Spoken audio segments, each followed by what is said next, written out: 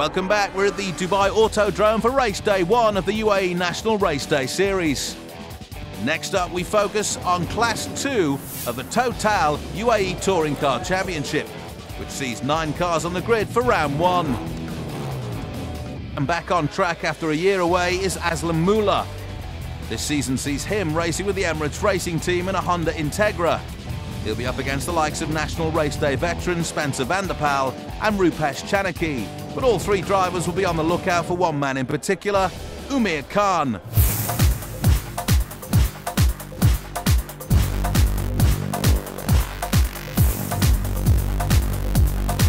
In what proved to be a triumph of consistency, last season's Class 2 Touring Car Championship belonged to Omir Khan. This season he's back again in the Honda Civic, now with a gold stripe along its flanks, denoting last year's well-deserved victory. I've won so far 2 touring car championships. I've raced in overall 3. This is my 4th season. The first season was learning curve, and the second season suddenly, I did quite well in the second season. In fact, the 2010-2011 championship win was his 2nd in a row. Originally from Pakistan, Khan has lived in Dubai for 12 years, and it's here that he's discovered his need for speed and his love of motorsport. I got into racing when I got to UAE, actually from my country, and that was in '98. At that time we didn't have any circuits over here, so it was basically driving a daily beater and a weekend racer cars, and then we used to race at the autocross courses, and that went on for a couple of years until 4 years back I started in the UAE Touring Car Championship.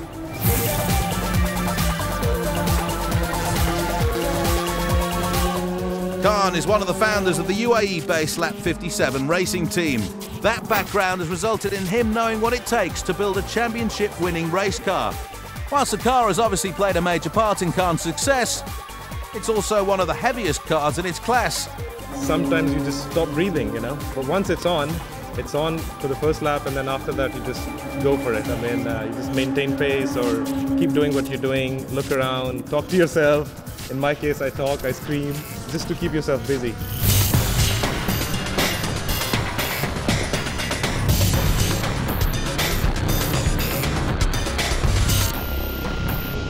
Race 1 found him get off to the best possible start, landing pole position in class, with both he and Emirates Racing Team driver Aslam Moolah pulling away from the rest of the field. From here, Khan turned in another of his exemplary performances, and try as he might, Moolah just couldn't find a way past him. And at the checkered flag, it was Khan that crossed the line first, almost 3 seconds ahead of Moolah in second. I wanted basically to be on the podium, but finishing first was basically good for me.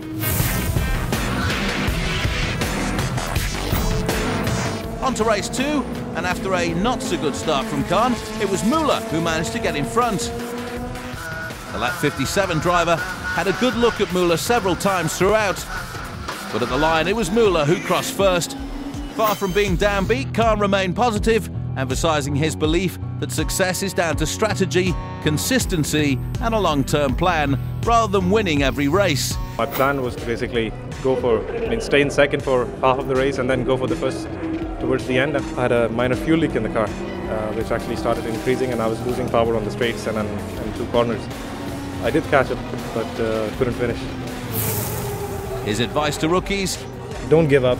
Just keep trying, keep trying. My first season, I raced 16 races. Out of that, I finished only 4. Every other race, I had a technical failure or an accident, whatever.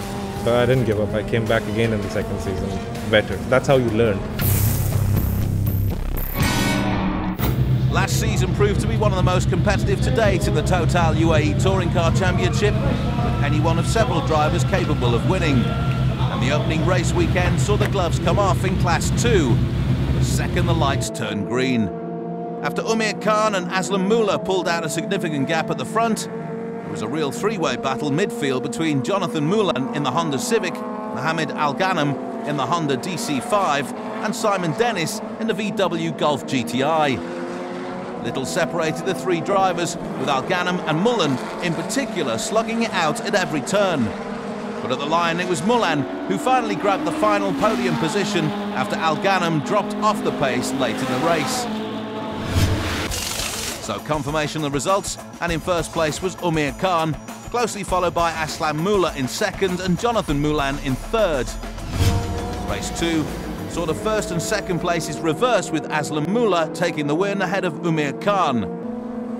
Behind the leaders, and again it was Simon Dennis, Mohamed Al Ghanem and Jonathan Mullen who were creating all the action in the middle of the field, fighting for third, fourth and fifth place. But teething problems began to set in towards the end of the race for both Simon Dennis and Mohamed Al Ghanem, resulting in them dropping off the pace.